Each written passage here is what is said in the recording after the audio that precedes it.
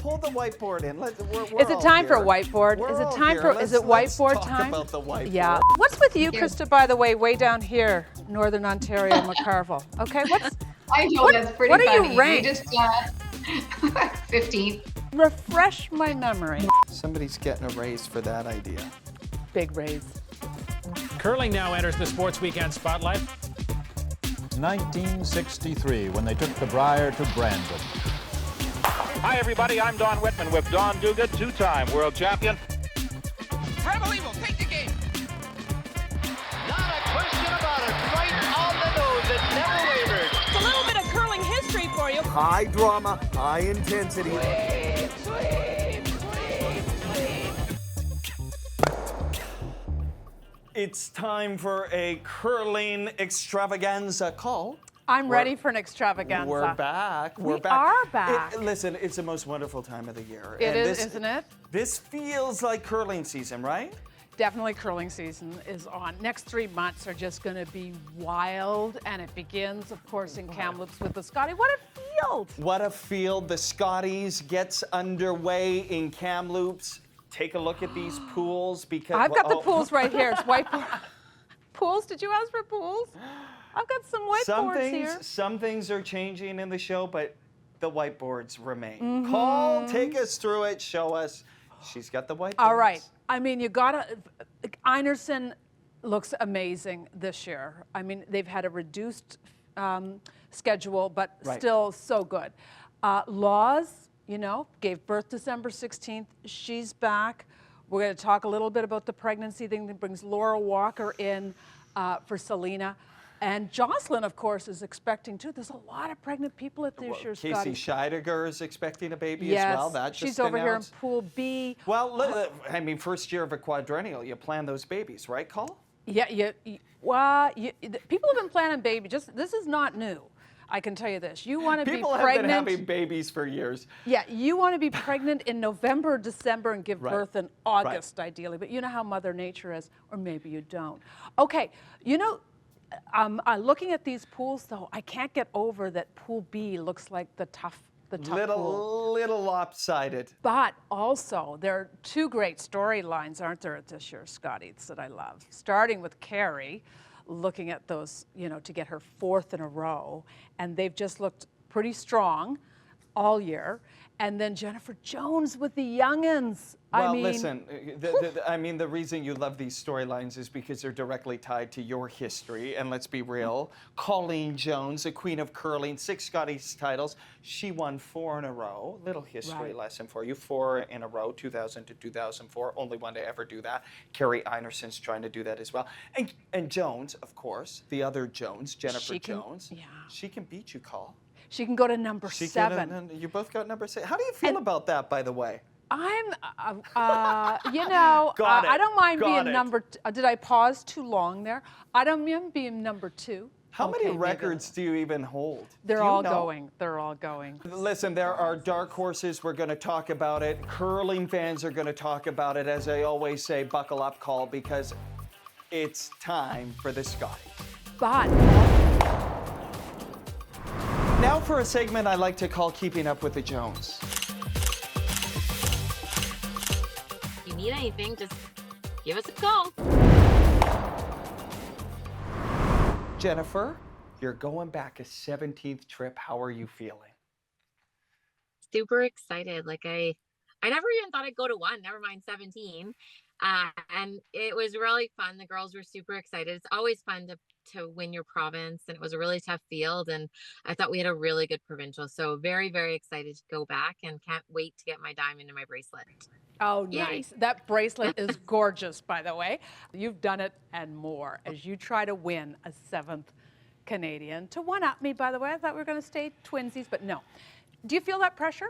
No, I don't feel any pressure, because I always feel like I'm just so grateful for all the opportunities. And I still can't believe, like I said, I've been to more than one. So I've never felt any pressure. It just feels like it's just so much fun. I love the Scotties. I love the feeling of it, wearing the provincial colors, and just being out there in a great arena with your team. And it's been a while since we've had fans. So it's going to be a lot of fun, and super excited about it. We talked to you right after you won PointsBet, of course, in Fredericton with this team, which all of a sudden seems so incredible that you would take this young team, put them together, and lead them to such a big title right away under pressure. What is the magic of this team, and how is Glenn Howard help you harness some of this young energy and power? I think the magic is that everybody just loves to play. They're great teammates. I don't think I've ever heard them complain about anything. Like, they want feedback. They want to be better. They want to try new things, and nothing phases them. Nothing from, a small bed in a hotel room to, food they might not like. They just go with the flow, and they enjoy the moment. And like I said a minute ago, if you can do those things, and then I add a little bit of experience, tell them what to expect, and, challenge them and try to push their limits. And so does Glenn. He's just so fun. He's, great at dinner because we've got so many stories, but he's so smart.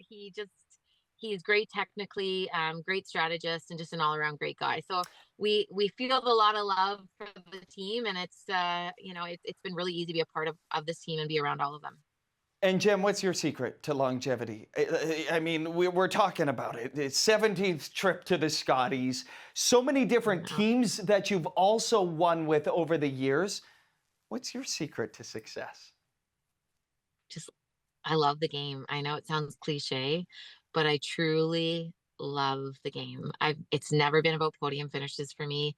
It's never been about all the success. Yeah, standing on top of the podium and hearing the national anthem. And there's nothing more satisfying in an athlete than that. But for me, it's always just been about the love of the game and being out there in those big moments. And I still love it just as much as I did, I don't know, we'll say 20 years ago. I think it's been a little bit longer than that, but it's just truly just the enjoyment of it all, and seeing where we can push women's curling. Like, where can we push ourselves? And I still want to push myself, so I'm still playing. Amazing. Well, keep it going. Have a great week, and go get number 7. I looked at the scoreboards on all those finals and how close it was, and I'm like, that's enough to age you a lifetime, all of those last rocks. Oh, keep your swagger up there. Kerri, I remember not too long ago, all of us journalists were going, I wonder about this all skips team. I wonder, how many Scotties have you won in a row? Don't answer. Here's a little refresher. Just outside the edge of the 8. They need the 4. Now they go on it. Make the most of it. Canada, say hello to your new champions from Manitoba.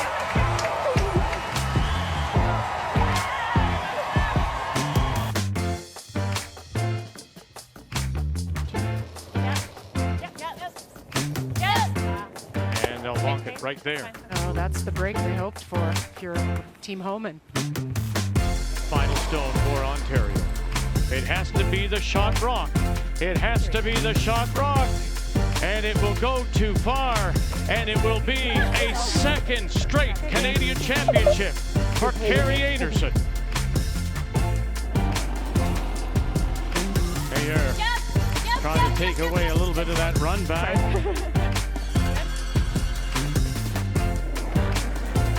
Final stone. This is going to take a lot of rattling here. Run it back, kick it sideways. No! And it'll be 1, 2, 3 straight Canadian championships. Kerri Einarson.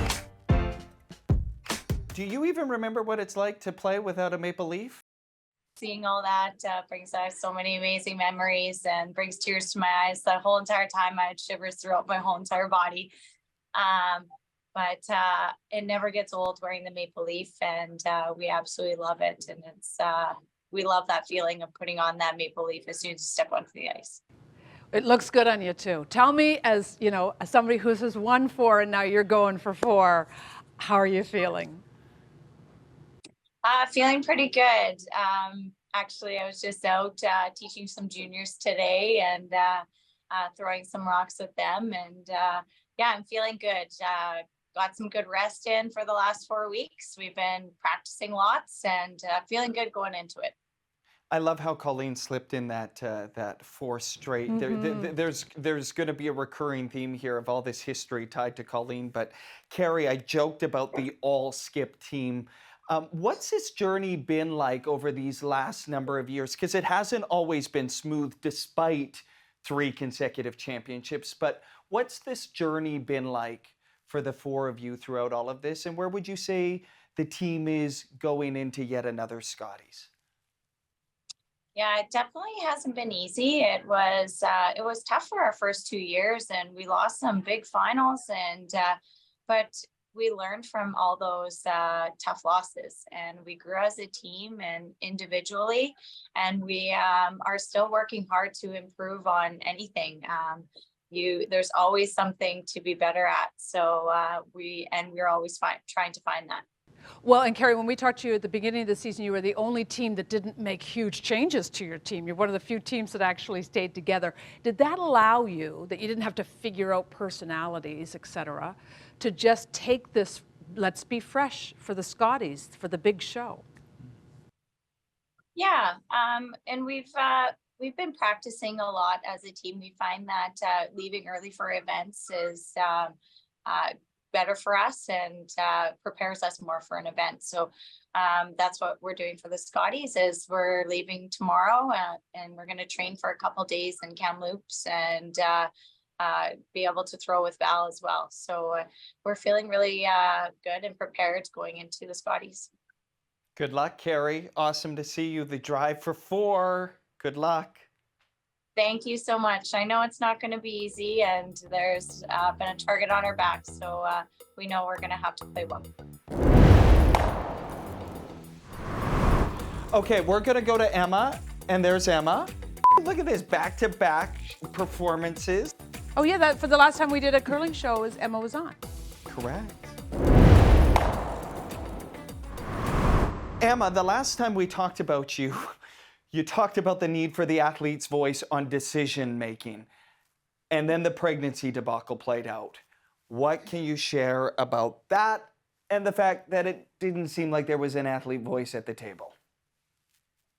Yeah, I think this is just another example of a situation where the athletes should be a part of those discussions. And I know that they were trying to rush a rule through, and it makes it hard when you try to include contacting athletes about it and seeing what everyone thinks. But in this particular situation, there was an exclusion made. And I think that's where the biggest problem was. I think all women going through a pregnancy should be treated equally. And it doesn't matter what your world ranking is, which is a very fluctuating thing to begin with. The world ranking changes constantly.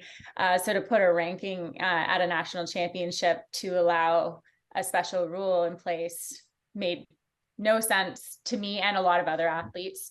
But it was just another example of a situation where athletes should be contacted and part of these discussions prior to rules being put in place. I think that's just an important thing that has not really been done yet, at least successfully. And we're hopefully trying to change that.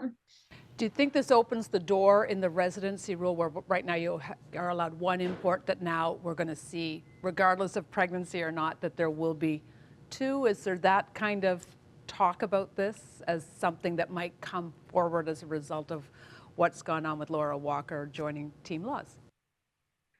Maybe. And this is another thing that we don't know. We don't know if this is something that they're thinking about doing. I know different teams hear different rumblings, but nothing is concretely coming forward saying that we're thinking of doing this. Sometimes we hear things through other teams that have never been brought to our attention. And that's part of the problem, and it can become broken telephone, or it's factual and we don't actually know. Emma, we have continually heard communication breakdown in some regards. I just wonder, though, if you don't know this is coming, how can you even be a part of the conversation? So I wonder how frustrating it is from a Players Association perspective with Curling Canada when you're not even aware of some of these decisions, how frustrating that is to navigate that. How do you get a seat at the table before you're finding out after this has taken place? That's a great question. I think looking at this rule that came out and then being able to speak up after obviously isn't the most ideal situation, but we are speaking and saying we would like a seat at the table when rules like this are going to be made in the future. And I think that's all that we can do is ask for it. Good perspective, Emma. Thank you. Hi, Kerri. Hi, Krista. Ladies' night out. And hi, everyone. So let's start with Kerri. We haven't started. Sorry, yet. we're not We're no starting. longer live, everyone. We're no longer live anymore. No, we're packaging it. We're editing it. Feel free to screw up.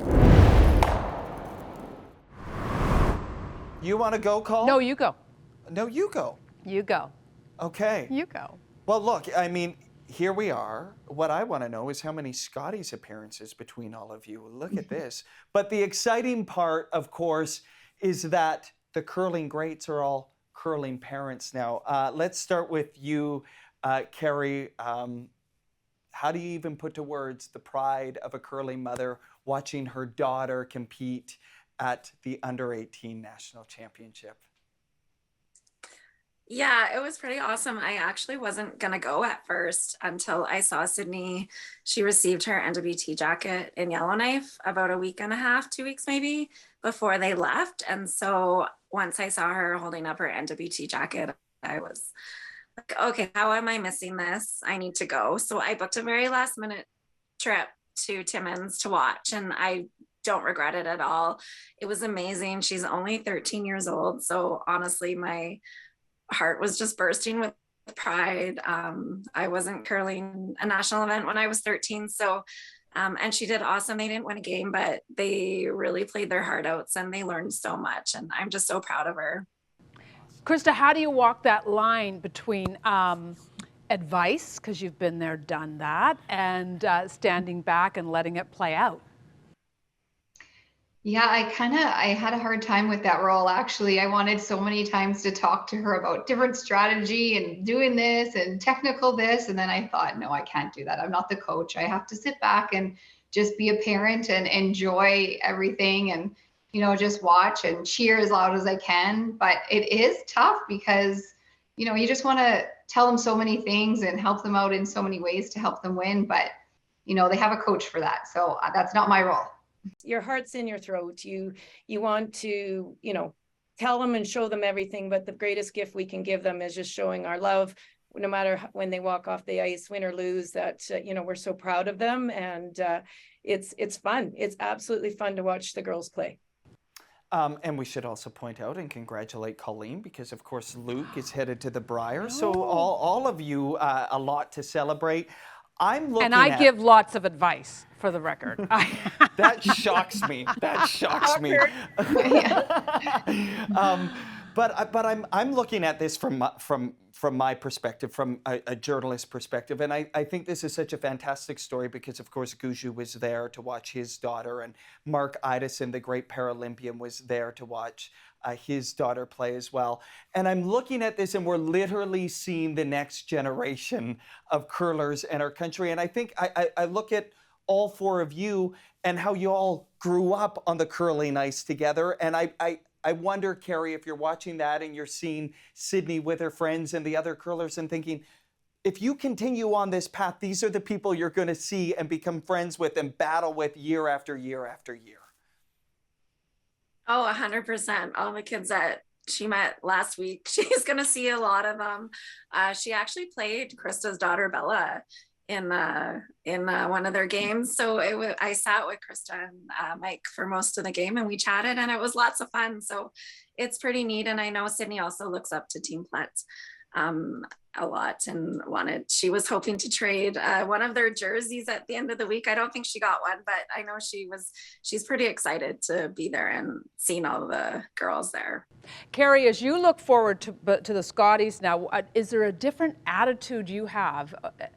And I guess, Krista, for you too, that you're a role model for these kids as well. So is there a different attitude you have at all when you're on the ice now, knowing your daughter has eyes and ears on you as well? Good question. Well, I know for myself, like my kids have always watched my curling, but now that they're older, I mean, they're really watching it and watching strategy and, watching how things happen on the ice a little bit more instead of just the shots. But actually going to the competition, the U18s, you don't really realize how many kids actually watch you, like signing autographs, and kids wanted pictures. And, so you have to think about that. Like, they are looking up to you, and you want to, show them that, curling is amazing and fun. And, you need to go out there and have a lot of fun. And it's not, the rest of your life. It's not the end of the world if you lose. You can still, have a lot of fun on the ice. And I think watching those U18 kids, I could definitely sense a lot of,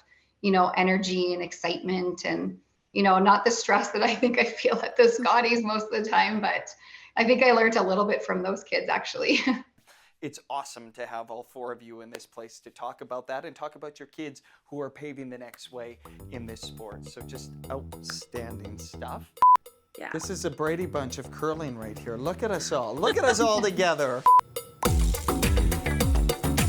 Oh, that was fun. Hey, curling fans, we do this show for you. So Colleen and I are inviting you to our house party. Send us your videos and photos of you playing and celebrating the sport we all love, and you could be the next guest on That Curling Show. Email us at thatcurlingshow@gmail.com. Also, if you're looking for that Curling Show apparel and gear, here's how you can order. I definitely need to place an order for a new That Curling Show mug because I broke it, so I got to get ordering. See you soon. Curling now enters the Sports Weekend Spotlight.